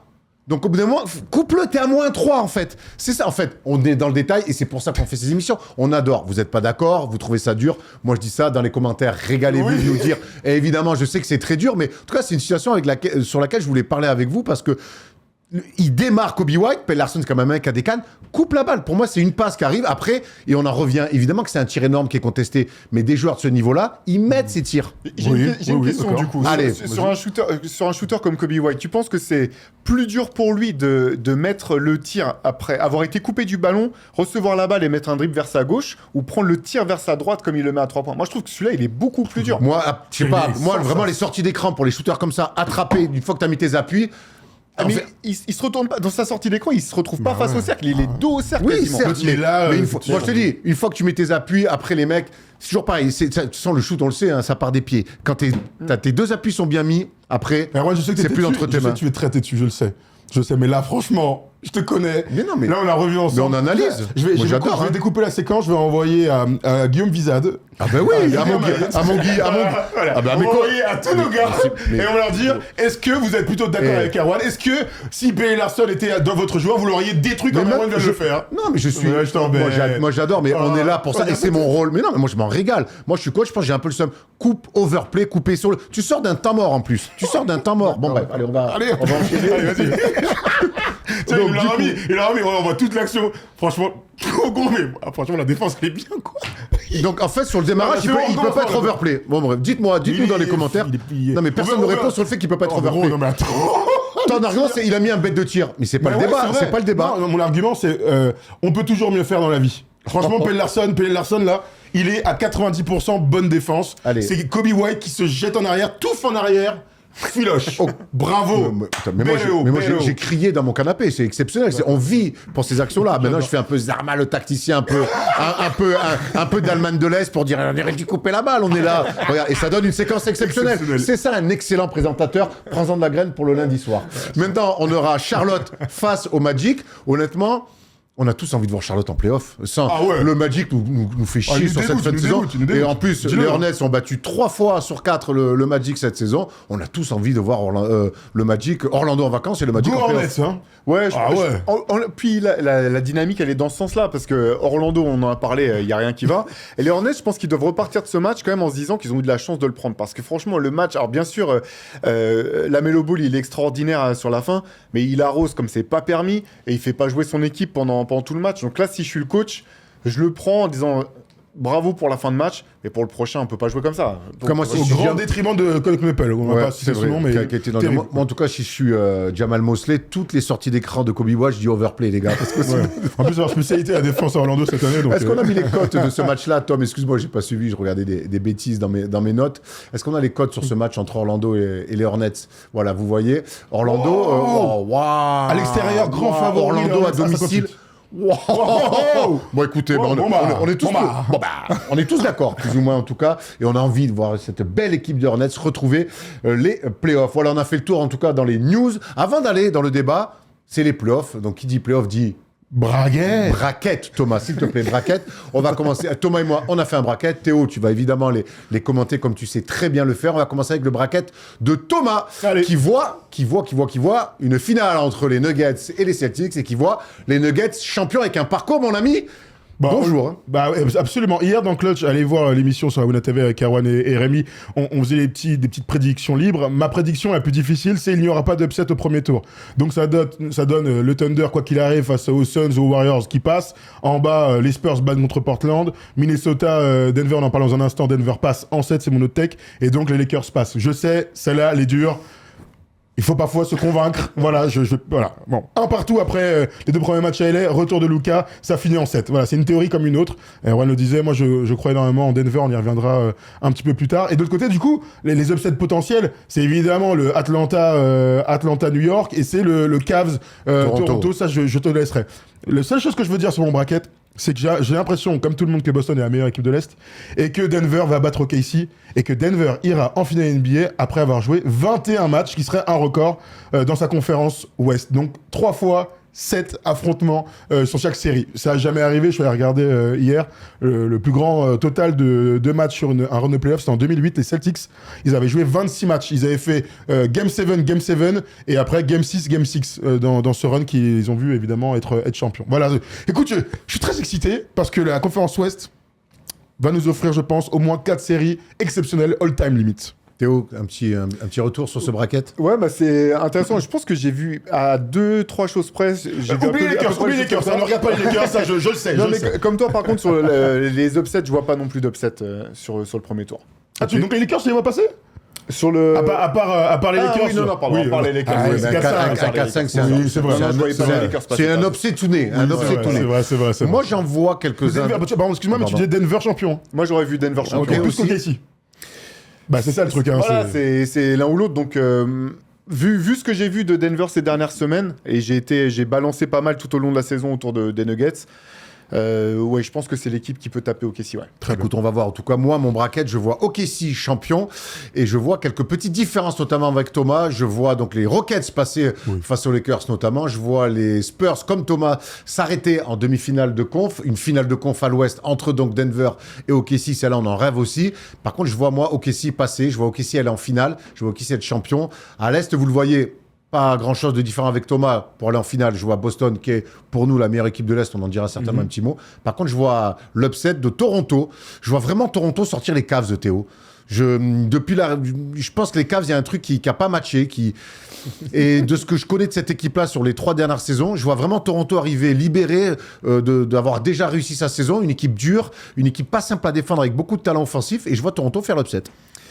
Alors moi, j'ai pas confiance dans les Cavs du tout, mais pour autant, je les verrais pas sortir au premier tour. J'ai l'impression qu'il y a quand même trop de talent. Je trouve que Donovan Mitchell, finalement, il est toujours là en play-off. Il répond présent systématiquement en play-off. Donc sur un premier tour, je pense quand même que je pense sans quand même blessure que en plus. Cleveland, peut passer ce tour-là, mais par contre, je les vois pas passer le deuxième. Ouais. Ok, on est d'accord là-dessus. On est plutôt d'accord, ouais. C'est Dites-nous. pas simple à jouer. Hein. Après, Je sais que pas mal de gens me disaient, Boston, on les voit champions et tout ça. Je suis curieux de voir ça. Je suis curieux, tu vois, vraiment curieux. Après, Boston qui arrive en finale, c'est quand même l'équipe, je dis actuellement l'équipe la plus expérimentée sur les 6 dernières années, c'est Boston, et de loin, il n'y a pas photo. Hein. Avec Denver, entre les finales de... Avec Denver. Ouais, mais je mets même Boston devant. Oui, hein. c'est vrai, Plus de finales de depuis conf, 10 ans un même, hein. titre, Ouais. une finale perdue. T'as raison. L'expérience pour moi de Boston, c'est vraiment leur gros avantage. Après, ces équipes-là, quand elles arrivent en finale, pour moi, le retour de Jason Tatum change tellement toutes les perspectives. C'est d'ailleurs pour ça qu'on les met en finale. Ils l'ont aussi montré par le résultat. Boston, je les vois peut-être pas rouler sur l'Est, mais je les vois quand même... Est-ce qu'on les voit pas trop beaux? Parce que, tu vois, j'y pensais ce matin en discutant avec les copains, etc. L'année dernière, Boston était très armé, on les imaginait être très forts, aller au bout, même si c'était trop facile l'année dernière. Ouais, je mais en trouve. fin de cycle, mais il n'empêche que très fort. Et finalement, contre New York, avant la blessure de Tatum, ils sont en galère. Et cette année, sur le papier, moi, je les trouve pas plus forts que l'année dernière. Donc, Non. je me pose la question de est-ce qu'on les voit pas trop beaux? Encore une fois, on est tous d'accord, c'est les grands favoris, mais c'est une vraie question qui me taraude. Alors, je vais répondre à ça. L'année dernière, ils sortent d'une saison où ils sont champions NBA, ils roulent sur la saison régulière sur les playoffs. Il n'y a pas de... Il y a eu 4 ans en finale contre Dallas, c'est presque trop facile. Ils arrivent l'année d'après, je pense, c'est toujours une très belle équipe, mais il y avait pas un côté suffisant, c'est pas le genre de la maison, mais plus un côté facile. Et finalement, quand ils arrivent contre New York, ils se font attraper les 2 fois à domicile face à une équipe qui a les dents qui rayent le parquet, et eux l'avaient moins. Et la blessure de Jason Tatum change complètement les choses. Je trouve que cette année, entre commencer la saison sans Jason Tatum, arriver en s'étant fait sortir en demi-finale de conf, en voyant OKC être champion, je trouve que par rapport à l'année dernière, Boston au complet, ils ont les dents qui rayent le parquet. Et ça, c'est souvent pour moi un facteur qui te permet d'aller chercher des choses que tu pouvais pas aller chercher avant. C'est compliqué pour Boston. J'ai eu beaucoup de mal en fait sur la conférence Est quand je réfléchissais à tout ça. Et la question que je me pose pour Boston, c'est de savoir par rapport à d'autres équipes si elle n'a pas déjà tiré le maximum de ce qu'elle peut donner en fait. J'ai l'impression qu'une équipe comme New York a encore des aspects de son jeu sur lesquels ils peuvent faire mieux en play-off. Boston, ce qui change la donne, c'est Jason Tatum. Mais du coup, Jason Tatum, la question que je me pose, c'est est-ce qu'il peut enchaîner vraiment? Est-ce qu'il va pouvoir enchaîner autant de séries de play-off de suite? T'as des doutes encore là sur ce qu'on a vu sur l'échantillon depuis son retour? J'ai pas de raison objective d'en avoir en me disant je suis pas inquiet quand j'aurai joué Jason Tatum, mais par contre on sait voilà que c'est les retours de blessures, on sait comment c'est, on sait qu'il y a des hauts, des bas, qu'il y a des moments où t'es un petit peu au fond du trou et que quand t'es plus dans ton corps, tu commences à douter. C'est tout ça en fait qui fait que quand je réfléchissais, j'arrive pas à situer cette équipe de Boston, mais sachant que elle a un plancher en fait. Avec Joe Mazzulla, tout ce qu'ils ont fait sur la saison régulière, c'est l'équipe pour moi la plus stable de la conférence Est. Et derrière la question c'est est-ce que Jason Tatum sera suffisamment Jason Tatum pour donner un supplément apporter le truc de plus en play-off qui leur permettra d'aller plus haut. La petite précision sur Boston l'année dernière, n'oublions pas aussi qu'il y avait une fin de cycle par rapport à la vente et que Drew Holiday n'y était plus et que Porzingis cramoisi. Donc il y avait aussi ça, ce qui va dans ton sens. Mais moi vraiment la question c'est est-ce qu'on les voit pas trop beaux? Mais la série contre New York pour moi va en dire long parce que New York je sais comment ça va être comme ça. Gros. Ça va être comme ça. On verra Boston s'ils sont capables d'être largement meilleurs. Cette année ils ont une dalle dans les attitudes que l'année dernière je trouvais pas parce qu'ils étaient trop faciles. Ouais, voilà, écoute. C'est vrai. Voilà, on a fait un petit peu un tour de nos braquettes. Dites-nous dans les commentaires ce que vous en pensez. Donnez-nous aussi votre futur champion, votre finale, vos finales de conf. Enfin, faites votre braquette vous aussi et donnez-le nous. Nous on va aller dans le débat. On va parler entre autres des Spurs de Victor qui vont découvrir les playoffs. Pas les Spurs, hein, la génération Victor, parce que les Spurs, les playoffs, ils connaissent.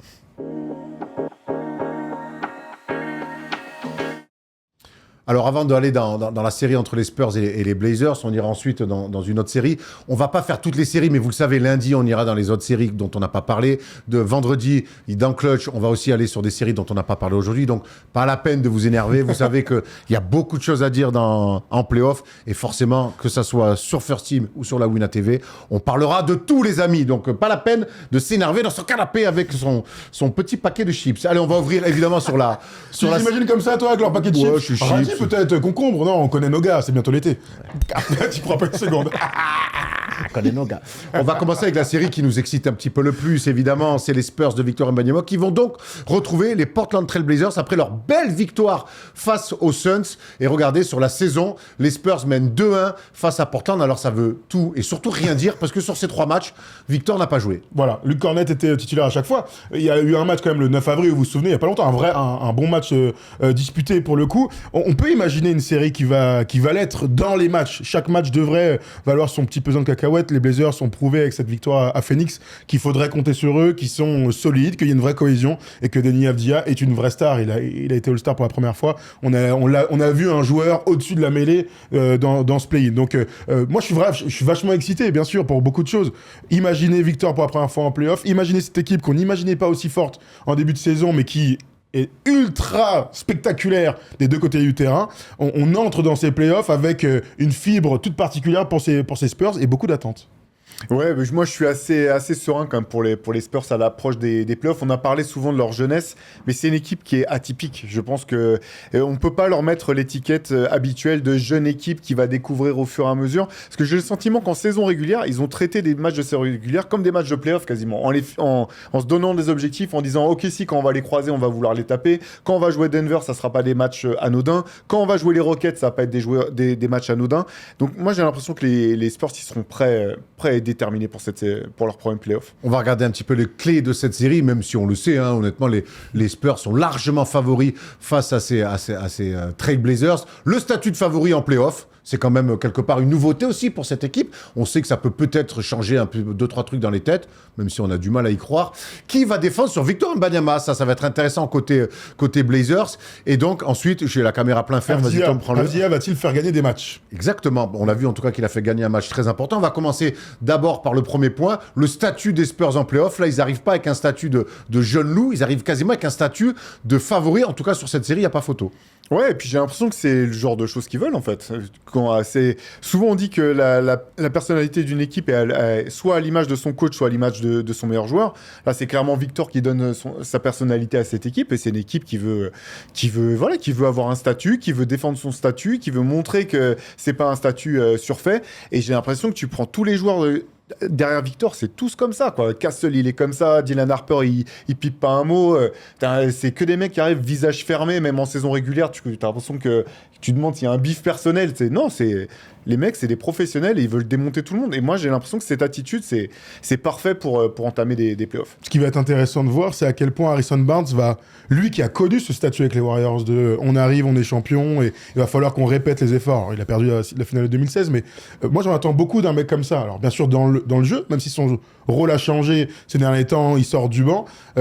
C'est lui qui doit avoir ce discours à un moment donné de voilà comment moi je l'ai vécu. Non, mais comment moi je l'ai vécu. C'est pas sa qualité première de parler à Harrison Barnes. Attends, parler, oui, mais au sein d'un vestiaire. J'espère que ce gars-là qui a plus de 30 ans et qui en a vu passer plusieurs franchises, des déceptions, etc., j'espère qu'il va réussir à transmettre son expérience. Parce que c'est ça la grande question, c'est l'expérience. C'est pas De'Aaron Fox qui va le faire.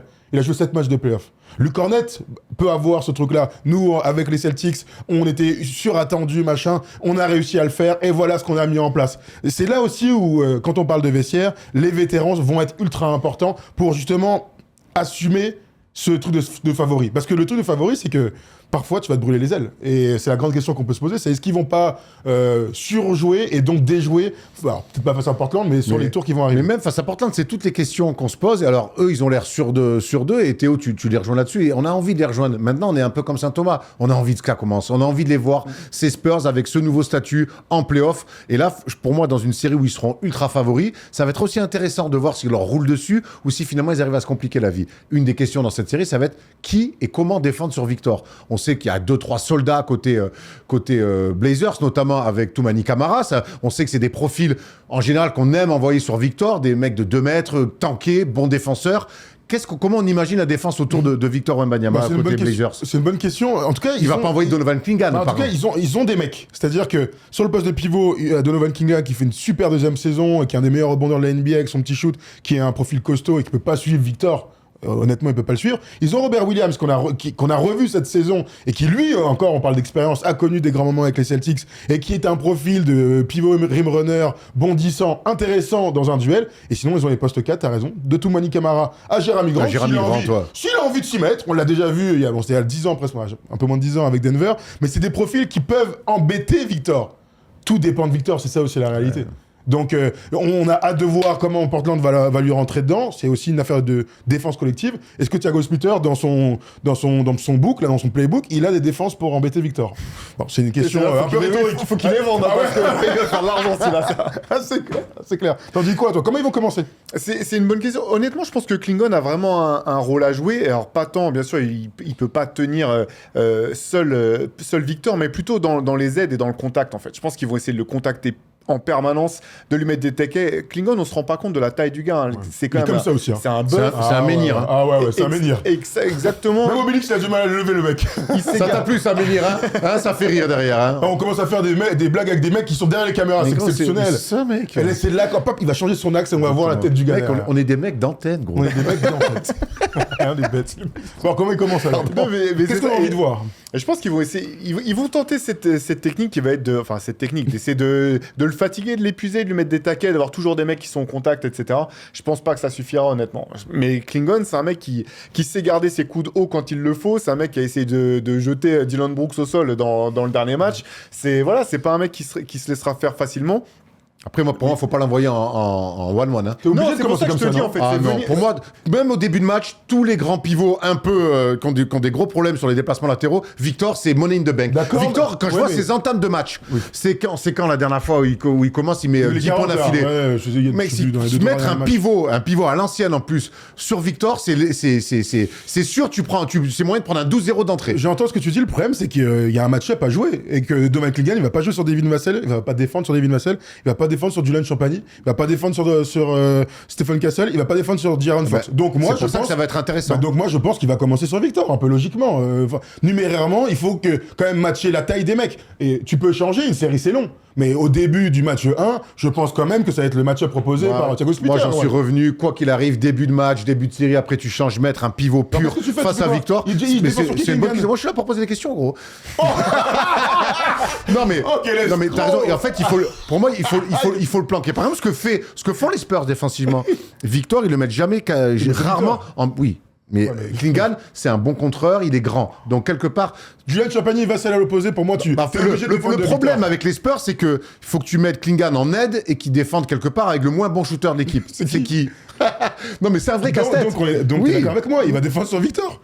En fait, c'est juste... Là, franchement, c'est juste des maths basiques, c'est un +1. S'il commence Donovan Clingan sur Julian... c'est Julian, hein, Julian Champagny... Non. Ok. Sur Devin Vassell. Okay. Bah non, il va défendre sur Victor, voilà. Ils vont commencer comme ça. Sur Jérémy Sohan. Ah, mais il est plus là, pardon. Oui, il est chez toi en plus. Hein. Bon rôle d'ailleurs, bon rôle. Il est chez toi. Il est à Marseille. Ouais. Il paraît. À l'OM, il pourrait pas faire de mal en défense centrale. Mais c'est un autre débat. Ou Sohan Sohan, tous les jours. Le dernier point de cette série, c'est côté Blazers, c'est parce que c'est un joueur, honnêtement, qui fait une saison exceptionnelle, c'est Deni Avdija. Est-ce qu'il peut faire gagner un match ou deux dans cette série, Deni Avdija? Alors attends, je te vois que t'hésites. J'hésite. On va prendre la déclat de Thiago Splitter pour le coup, qui lui croit évidemment en son joueur. C'est un All-Star et il a prouvé qu'il était un grand joueur. Maintenant, il doit briller en play-off. Il va y avoir des ajustements. Il va être défendu différemment.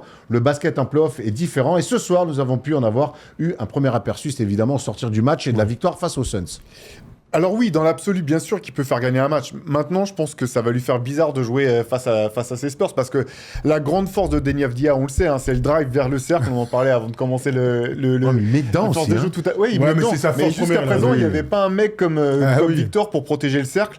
Et là, Mark Williams quand même. Voilà. Mais il joue avec lui. J'ai envie de parler d'en face. Mark Williams, pas Robert. Ah, Mark Williams, pardon. Allez, l'émission a commencé là. Non, mais j'ai confondu avec Poire Williams. C'est l'émission où il faut toujours retomber sur ses pattes. Faut toujours retomber sur ses pattes. Pardon. Non, mais je pense que ça va pas être la même, les attaques de cercle face aux Spurs. Ça sera pas la même. Et je pense que les Spurs sont aussi, malgré son physique qui est incroyable de bulldozer, ils ont aussi des mecs qui vont pouvoir le mettre sur le rap. Donc moi, je pense que ça va être quand même très compliqué pour Avdia de pouvoir porter la franchise. Ce qui est sûr, c'est que ce qu'il a fait contre Phoenix, vraiment, où il a fait du bully, hein, il a détruit les mecs, des coups d'épaule, des lay-ups dont le panier de la gagne. Des paniers de la gagne quand c'est des end-one sur des lay-ups, ça en dit long sur ce qui s'est passé dans le match. Donc là où je te rejoins complètement, c'est que Victor change tellement de choses que c'est difficile d'imaginer Avdia aussi dominant, même si contre les Spurs, on en parlait avant l'émission, il a toujours été plutôt excellent. Donc voilà, c'est l'une des questions qui va se poser pour eux. Moi, je pense quand même, tiens, on la voit, la dernière action, ils sont chauds aujourd'hui, on a acheté les droits, c'est merveilleux. Denis Avdia, regardez sur la dernière action avec Jordan Goodwin, là, sur... un huissier lundi, mon gars, dans la libre antenne. Allô, bonjour une action... Un Super Nintendo. T'as la ref ou quoi? non, j'adore les trois frères. Mais du coup... on a tous l'espoir qu'il y ait 2-0, enfin l'espoir, si on est fan des Spurs, 2-0 trop tard, après Thomas, on a San compris, Antonio. trop tard. Moi je suis français, je suis à fond, il est tismé en plus, il vient de Paris, c'est mon gars quoi, à un moment donné. 2-0 et à voir si Portland peut prendre un des matchs à Portland. Voilà, c'est un peu la physionomie de cette série. On imagine Portland en prendre un ou on voit les Spurs plutôt souper pendant que tu réponds, Théo, on va voir les odds d'ailleurs sur Winamax, les cotes, merci Thomas. Vas-y, Léo. Théo. Moi, je pense que les Blazers peuvent en prendre un, bien entendu, parce qu'il y a quand même beaucoup de talent. Il y a aussi la question de la fatigue, la répétition des matchs à tasser comme ça. On sait que parfois, Victor il était légèrement blessé avant le début des playoffs. Je pense qu'il sera en pleine forme, mais si à un moment, la série, elle est déjà validée, peut-être que les Spurs s'y prendront pas de risque sur un match. Donc, je pense que Portland peut prendre un match, mais je serais vraiment extrêmement surpris, s'ils en prenaient plus que ça. Ouais, moi, ma physionomie, là, on a regardé, le 4-1 me paraît bien, ce que j'ai mis dans mon bracket. 2-0... 2-1, 3-1, 4-1, voilà, à peu près, ou 3-0, 3-1, on va dire. Si Portland doit en prendre un, on imagine que ce sera dans l'Oregon. On vous a demandé sur les réseaux, comme d'habitude, chaque veille de faire des shows, jusqu'où peuvent aller les Spurs? Peuvent-ils être champions même? Je ne sais plus exactement quelle était la question. Et voilà ce que vous nous avez répondu. Ils peuvent aller au bout. Bien que jeunes, ils sont déterminés. L'élément déterminant, c'est Castle. Il peut parfois s'agiter, faire n'importe sous grosse pression à des moments décisifs. S'ils passent ce cap, ils seront très difficiles à battre sur 7 matchs. C'est vrai qu'il y a un truc qu'il faut dire, c'est qu'il faut battre les Spurs 4 fois, si tu veux les sortir. Pas cadeau. Un autre commentaire, c'est Adriadama Anguy qui nous dit Anguy. Demi-finale de conf en 6 matchs face aux Blazers, mais il y aura des dégâts face à Kligan, Drew Holiday, Camara et Co. Car équipe dure et défensive, puis battue par les Wolves et les Nuggets dans une série serrée. Leur limite, c'est leur dimension physique encore trop juvénile. C'est vrai qu'on ne l'a pas trop dit, mais bon, Drew Holiday, il aura beaucoup de travail avec les extérieurs des Spurs. Mais on connaît Drew Holiday sur les grands, on l'a déjà vu défendre sur Jokic, défendre sur, je sais pas, tout n'importe quoi, de mecs qui font plus de... Sur Giannis, sur Giannis, aussi à Boston. Bref, en tout cas, Drew, on l'a vu de très nombreuses fois défendre sur les grands. Donc à voir si Thiago Splitter ne tente pas des trucs complètement fous pour essayer de repousser Victor. Bon, il y a quand même 40 cm d'écart. Ouais, le dernier commentaire, c'est en finale de conférence, oui, battre OKC en saison régulière n'est pas les battre en play-off. OKC est bien plus fort, meilleur role-player, et à fond, ils vont juste les bouffer. Ah carrément. Il n'a pas vu les matchs de saison régulière, j'ai l'impression, notre ami. Apparemment, c'est pas pareil. C'est ce qu'il nous explique. Ouais, on va voir quand même la cote de San Antonio qui sort de la conférence Ouest, ou San Antonio champion chez nos amis de Winamax. Et Thomas, on voit qu'ils sont haut placés. Oui, absolument. Ils ont grimpé, grignoté. Ils sont donc deuxième favori de la NBA. C'est assez dingue. Oklahoma est à 2-10. San Antonio est à 6. Devant les Celtics à 6,50. Derrière un écart. Les Nuggets, on en a parlé tout à l'heure, Théo, ils sont à 9,50. Après, les Cavs, on ne sait pas pourquoi ils sont là à 18. Les Knicks, on ne sait pas pourquoi ils sont là à 19. Les deux équipes devant Détroit à 23. Ça, c'est quand même la grosse info des bookmakers. Mais donc, San Antonio, grand favori. Il y a quand même beaucoup de pression. Certes, le niveau de l'équipe est très fort. Mais imagine une équipe qui n'était pas en playoff l'année dernière être championne. Ce serait du jamais vu. On se souvient de Dallas, dans un cycle un peu chelou, aller en finale NBA. Finir champion. Mais j'étais pas comme ça, Boston. Boston avait été champion en 2008. Ils n'avaient pas fait les playoffs l'année d'avant. Ils avaient gagné 30 matchs. Mais c'est pas du tout le même contexte. T'as raison. Quand tu recrutes Ray Allen et Kevin Garnett, mais oui, t'as raison, c'est un très bon exemple. Mais alors, moi, la question que je me pose, c'est, tu l'as dit un peu tout à l'heure, on imagine que Denver semble favori dans une série face à San Antonio, mais est-ce que t'as un espoir qu'il soit, vainqueur de l'Ouest au moins? San Antonio. En fait, ce qui est fou avec cette équipe, c'est que je ne serais pas si surpris s'ils étaient en finale NBA ou même s'ils étaient champions NBA. J'ai l'impression que le plafond est tellement dingue. Alors, c'est pas sur ça que je miserais si je devais parier, mais je serais pas si surpris. On se refuse à leur mettre un plafond. Ouais, moi, aujourd'hui, avec ce qu'ils m'ont montré sur cette saison régulière, évidemment, l'aspect victoire où en fait, Je veux pas lui mettre de limite. Moi, je me refuse à leur dire non, ça c'est leur limite. Pour moi, ils sont capables de tout. Voilà. Et si, évidemment, on imagine que si Portland les sort, ce serait un échec terrible. Mais à quel moment vous seriez déçu de cette... évidemment, s'ils passent le premier tour. À quel moment vous seriez déçu de cette campagne de playoff pour Moi, les Spurs? je serais déçu. Si je dois être déçu, ça sera sur la forme. Plus que sur le fond. C'est-à-dire que tu te fais sortir en demi-finale de conf, comme je l'ai mis dans mon bracket, face à Denver. Ben évidemment que tu perds contre Denver avec Jokic, le meilleur joueur du monde pour moi. Bon, ben voilà, tu même perds si 4-0. Le fond, la forme. Voilà. Non, tu mais perds ça. 4-0, tu te fais souper. Je fais, ah ouais, les gars, en fait, il y a encore du taf. Bah ouais. Tu perds 4-2, 4-3 dans des matchs fouilles, ça se joue sur un tir de Jokic qui fait une touche de rugby. Je fais, ah ben voilà. Califano, Ah ben voilà. Ouais, ben mais n'oubliez pas que quand on parle des grands Lakers, de Shaq et Kobe et tout, n'oubliez pas que c'était sweep Oui. sur les années précédentes face au Jazz de Karl Malone et John Stockton. Donc c'est pour ça que la construction est importante. Les jeunes Shaq et Kobe, quand ils sont sweepés, ils n'ont pas l'équipe des Spurs cette année. Hein. On peut en discuter. En tout cas, ils ont Shaq et Kobe et 4 All-Stars à un moment donné. Enfin bref, voilà. Ce que je veux dire, c'est que un sweep ne veut rien dire pour la suite. C'est juste une construction. Ce sera très étonnant. Mais attends, déçu. Étonné quand même. Tu m'as dit si. Ouais, tout à fait. Quel est le truc pour que je sois déçu? Déçu, quoi qu'il arrive, je dirais pas, c'est fini, faut changer de cycle. Hein. Non, mais c'est sûr. Je sais que de toute façon, la couette Spurs, Voilà. tu l'as chez toi et tu la changes jamais, t'inquiète. Hein. Elle sent un peu mauvais d'ailleurs. Faudrait que j'achète un petit peu de soupline et que je change un peu pour les playoffs. Au moins pour les playoffs, Remets Thomas. ton truc d'Enix que je te fais l'année dernière. Non, ça c'est mon pyjama. Ah oui, c'est vrai. Et mon slip kangourou. Je le lave pas, je le mets devant derrière. Et tout comme C'est ça. la finale que t'imagines pour la fin d'année. Exactement. J'en rêve. Allez, il nous reste une dernière série. Avant qu'on arrête de dire des bêtises, il nous reste une dernière série à étudier. On va le faire en palette. Et c'est la série entre Minnesota et Denver.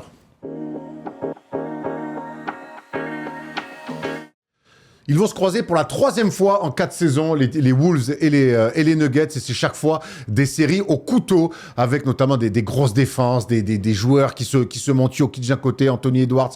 On se souvient notamment de la dernière fois où ils se sont rencontrés. C'est Minnesota qui était mené 3-2 et qui était allé s'imposer 4-3 avant d'aller en finale de conf. Avant qu'on rentre, Thomas, dans le vif du sujet, dans nos débats, on a pris une action côté Denver, une action côté Minnesota pour voir où ça va se jouer, où ça peut se jouer en tout Dans les cas. matchs de cette année. Dans les matchs de cette année, bien sûr. Oui, à Ah préciser. oui. Allons-y tout de suite. On commence par Denver de mémoire. Regardons cette belle action de Denver pour voir à quel point le jeu sans ballon, c'est important dans le basketball. On l'a vu hier avec les Warriors. On y retourne du coup au tout début de cette action. Bruce Brown Jr. là qui va aller chercher qui d'autre que le MVP, le triple MVP après le petit écran là pour démarquer Jokic de la part de Christian Brown. Ça, c'est vraiment les trucs que les Nuggets dans des angles un peu chelous qu'on n'apprend pas vraiment au basket. Tu vois, un grand qui arrive comme ça et qui finalement se retrouve à faire un petit effacé pour avoir un quart de terrain et surtout un défenseur, Julius Randle, qui est un peu en retard. Est-ce qu'on n'apprécie pas cette belle défense? Quelle belle défense, concentrée, concernée. Les gars à l'opposé, ils en ont rien à faire du ballon. Le gars qui défend, c'est Nasrid. Il est complètement au pâquerette. Surtout quand il y a Jokic qui a la balle dans les mains, ça vous donne un grand lay-up. Et derrière une petite faute, regardez sur Christian Brown. Ce qu'on voulait mettre en valeur là-dedans, c'est toute l'intelligence de cette équipe, de la meilleure attaque de toute la NBA, les Denver Nuggets. Un petit mot là-dessus, cher ami Théo. Bah, c'est bien joué, mais c'est vrai que la défense, là, c'est magnifique. Là. Nasrid et Julius Randle, il n'y a pas de pression sur la balle. Nasrid, je sais même pas ce qu'il regarde. Et à l'opposé, t'as Bones Island qui parle de la soirée qui va passer après. C'est catastrophique. Par T'as contre, réservé, gros? Ouais. Pour 6. Rajoute un 7ème. c'est un peu ça. Mais par contre, c'est tout ce qui est le bonheur de voir jouer les Nuggets, c'est que c'est de la lecture. C'est juste de la lecture toute simple, avec des fondamentaux et des mecs qui se connaissent par cœur. Ce qui est intéressant dans cette palette qu'on a voulu mettre en avant, c'est que les Nuggets, il va falloir qu'ils choisissent un peu leur poison. Jokic ne peut pas dominer pour moi au point et à la passe. On sait très bien que le jeu sans ballon d'Aaron Gordon, de Christian Brown, de Peyton Watson, de Cam Johnson, que ça soit pour des coups, pour des lay-ups faciles comme on a vu là, ou pour des tirs ouverts à 3 points, il va falloir que Minnesota choisisse son poison. Si Jokic domine au point et à la passe, pour moi, Minnesota ne pourra pas passer. Alors dis-nous, comment tu l'imagines?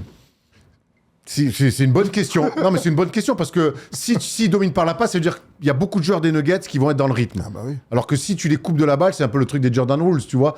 Donc à voir ce que va faire Minnesota. Ils peuvent peut-être alterner sur un match, tu dire là on lui laisse les points pour un peu le perturber. Ce qui est sûr, c'est que s'ils dominent chaque fois point et passe, merci, au revoir. Sur le papier, ce qui est sûr, c'est que tu peux pas laisser Jokic sur un contre 1, ça c'est une certitude.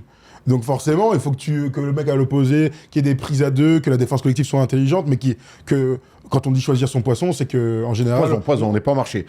T'as dit... C'est un peu mal, son poison. Allez, jeu de la sol, là, jeu de la sol. Le truc, c'est que les adversaires de Jokic et de Denver vont toujours espérer que ce soit Tim Hardaway Jr., Bruce Brown Jr., Christian Brown qui fassent la décision. Donc je pense que malheureusement, il n'y a qu'une seule tactique sur Jokic, c'est de surcharger T'as Rudy Gobert, t'as Naz Reid, t'as Julius Randle, t'as des mecs qui ont déjà affronté Jokic. Donc moi, je suis curieux de voir quels vont être les nouveaux choix faits par Chris Finch, même si, franchement, la direction, on la connaît tous à peu près. Voilà. Ouais, et Rudy Gobert qui est quand même parmi les intérieurs qui a su donner maille tord à Nikola Jokic, parfois même en étant laissé seul face à lui. C'est pas dire que tu vas le stopper, mais qui lui a quand même compliqué la tâche. Mais moi, je pense quand même que si tu arrives à forcer Jokic à être un scoreur, c'est souvent un avantage pour ta défense, parce que c'est quand même pas la première chose qu'il veut faire. Maintenant, on sait qu'il peut te tuer par ça, mais j'ai l'impression que son rayonnement est tellement dingue quand c'est comme ce que tu disais, Erwan, s'il commence à scorer et que derrière il rend la tâche plus simple pour tout le monde. Mais après, c'est plus facile à... On a un tableau justement sur les confrontations entre Nikola Jokic et Rudy Gobert. C'est intéressant ce que tu dis sur l'utilisation de Rudy Gobert. Est-ce qu'on a envie de l'envoyer en bugne à bugne face à Nikola Jokic? Pourquoi pas? Moi, je reste persuadé que Rudy, chaque fois, quand même, il souffre en 1 contre 1 pur. Je préfère utiliser Rudy dans l'aide. Oui. Sur Aaron Gordon. Ouais. Vraiment, je préfère l'utiliser comme ça, Rudy, parce que sa qualité première à Rudy, c'est le contrôle de toutes les coupes à l'opposé. C'est le regard sur tout le monde, c'est aider, reprendre. Si tu le mets 1 contre 1 face à Jokic, déjà, il va être exposé très rapidement à des fautes individuelles, personnelles. Et que je pense que son meilleur rôle défensif, c'est quand il est dans le contrôle de tout ce qui se passe à l'opposé. Ouais, tu as plutôt raison. Vous vous souvenez des Lakers, c'est il y a 2 ans, bon, c'était un sweep, mais on avait apprécié... je sais même plus c'était qui leur pivot à l'époque. Incroyable. Et quand Rui Hachimura était passé sur Jokic, c'était qui leur pivot? C'est Jackson Hayes déjà, non? C'était Jackson Hayes déjà, aux Lakers? J'ai un énorme doute. Je sais plus, bref, on s'en fiche, il y a 2 ans dans la série où Rui Hachimura était venu et c'était mieux dans la défense. Je pense qu'on est tous plutôt d'accord sur plutôt Julius Randle et Rudy Gobert derrière. Je vous propose d'aller dans l'attaque maintenant de Minnesota pour avancer, parce qu'il y a des questionnements. Moi, j'ai envie de savoir qui, par exemple, va défendre et jouer sur Jamal Murray. Mais d'abord, l'attaque de Minnesota avec, ce qui va faire foi, hein, c'est l'agressivité et le changement d'état d'esprit. Anthony Davis, peut-être le pivot, non? C'était Anthony Davis, tout simplement. C'était clairement Anthony Davis. J'ai bugué comme heureusement, Google existe. Hein. Google my name, comme disait Doc Rivers.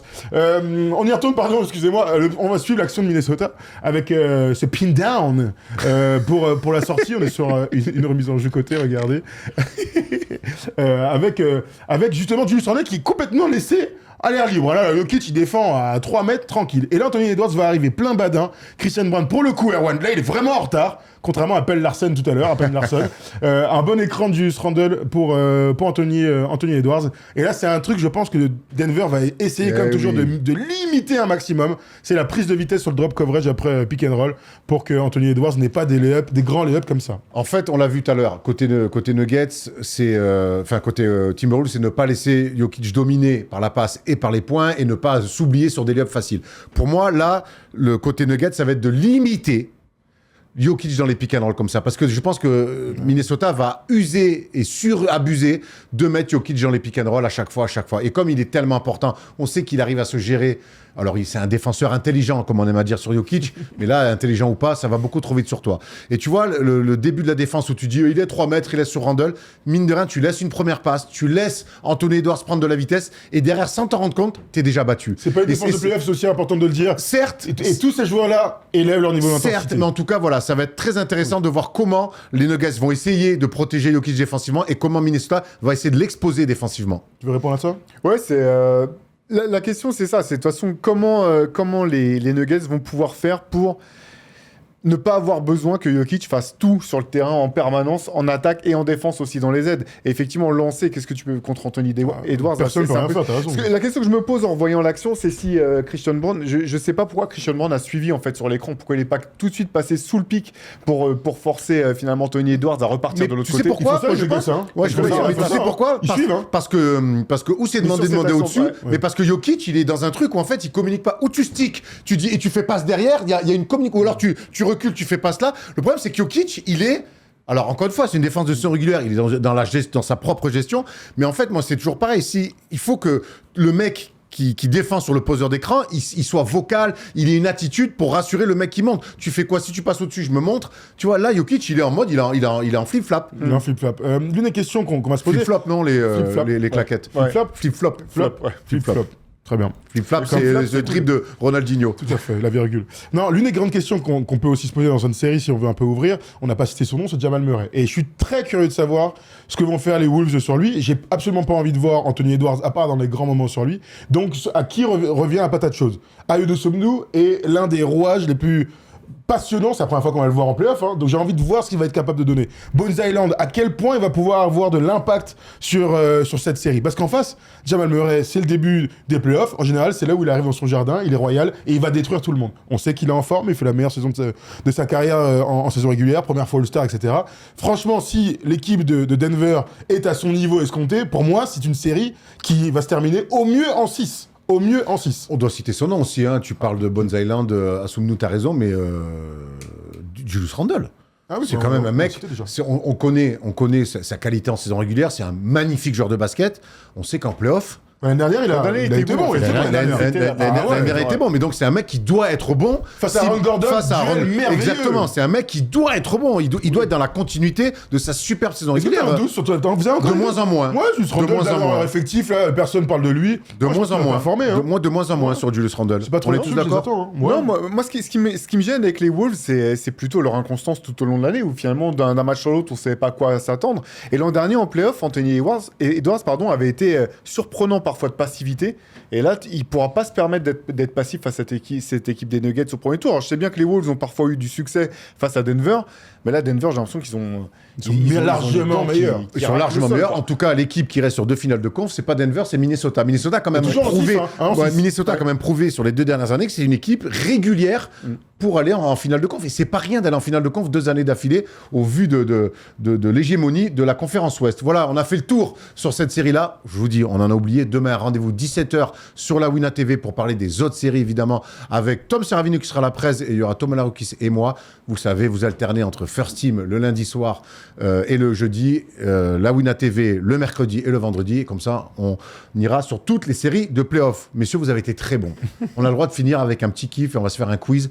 Et j'espère, je souhaite. Je vais le gagner. J'annonce. Moi, en général, quand j'annonce les trucs, ça se passe très mal. Je vais le gagner.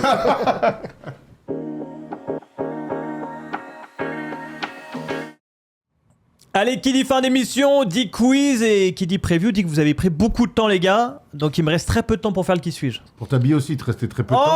Oh, c'est Champion qui nous habille. Oui, mais c'est une faute de goût de mettre du blanc à l'antenne, blanc, all white comme ça. C'est vrai. Et alors Voilà, t'apprends encore ton métier, c'est pas grave, on est là pour ça. toujours très agréable, Erwan, vous le Mais savez, c'est pas vrai, en off, en on. Il te va bien, partout, t'es affûté partout. comme une lame, C'est t'es beau affreux. comme un C'est cœur. très First Team, ça. Mais on ne met pas de all white à l'antenne. Je peux parler à Théo ou tu vas prendre toutes les paroles? Bonjour Théo, ça C'est va? mon émission, je fais ce que je veux dehors. Allez, Je suis un Roland Garros, frère, c'est incroyable. J'ai pas vu ça depuis Joko Nadal. Tu es beau comme un cœur. merci, c'est plus agréable. Ah ouais. Ça va les gars, ça va Théo? Très bien. La dernière fois t'avais gagné, hein? Ouais, absolument. Je te mets pas de pression, mais j'aimerais bien que tu fasses le back-to-back. Ok, vas-y. On part direct sur le qui On suis-je. part sur la réponse que tu m'as donnée avant ou pas? On part, regarde Je suis très déçu, regarde tu le triches, point toi. score. -2, je l'ai. Et tu peux remonter la 4ème place, Théo, si tu le prends. Tu peux revenir sur Thomas Larocchi, je ne sais pas comment il en a trouvé 7, mais il en a 7, visiblement. C'est son numéro, on l'a mis au hasard le truc. Je suis né. Ah, c'est direct, frère, vache. Ouais, c'est pour ça que je prends mon temps au début. Le 4 février 1981. J'ai donc 45 ans. Et j'ai quitté les parquets NBA en 2012, après une dernière saison en Californie. Dans ma carrière, j'aurais gagné une bague de champion. Mais, commençons par le commencement. Je passe par une très grande fac des États-Unis. Paul Pierce. Non. D'ailleurs, là-bas, je suis encore aujourd'hui le joueur qui a réussi le plus de tirs à longue distance. Pourtant, dans ma fac, il y a des vrais gars à 3 points. En 4 saisons, je tourne à 16,5 points, 5 rebonds et 2 passes à la fac. Mais on ne remporte jamais le titre universitaire. Ah. On ne joue même pas le Final Four sur ces 4 années. Oula. Je me présente à la fameuse draft 2003. Dans mon scouting report, on parle d'un mec qui, quand il est dans sa zone, peut être une vraie gâchette à 3 points. Mais peut-être un peu trop unidimensionnel. Jason Caipono. Jason Capolo, ça sort directement ici. Bravo, Erwan, qui est redevenu injouable sur la fin de saison. Et là, avec Miami, les champions. Ouais. Ouais, voilà. Ah oui. Champion avec vraiment Miami. UCLA. UCLA. Double champion du Putain, c'est des belles journées, ça. Voilà, on a cliné ça vite, merci. Ah ouais, Bravo, Erwan. putain, Caipono. Et il commence Du où judo après. Vous savez. Il a fallu qu'il lave son Caipono. Il Alors, commence, attends, ça me fait penser à un truc. il commence où, Capono? Clippers. C'est les Cavs. Super, on s'en fout. Avec Eh, LeBron. Attends, j'ai appris un truc de ouf, je voulais le dire au début de l'émission, j'ai complètement zappé. Erwan, Pepperdine, la fac de Pepperdine. Eh, pour nous, c'est quoi? Soleil, Malibu, vibe. Oui, non, ça, c'est pas la question. J'ai appris aujourd'hui qu'en fait, Pepperdine, c'est ultra catholique, c'est ultra serré, et qu'en fait, c'est pas exactement l'idée qu'on s'en faisait de wouhou. Ah, ok, bah, je suis très très déçu. Donc du coup, je vais aller à Santa Clara. Je vais à Santa Clara. Voilà, c'est ça l'info. Bon, parfait. Allez, merci de nous avoir suivis. On se retrouve lundi pour le Big Monday avec le NBA Classic Game comme d'habitude. Et puis la libre antenne où il y aura évidemment 1000 choses à dire sur le début des playoffs. Les playoffs, ça commence samedi soir. Merci Théo. Merci Thomas. Merci Tom. Merci à Yanis, à Chris, à Alan qui est venu nous voir. Et puis en régie, Jérémy, Aymen, Léo. Est-ce que j'oublie personne? Non, j'oublie personne. Allez, je vous embrasse. Et on se retrouve lundi pour le Big Monday. Ciao, ciao.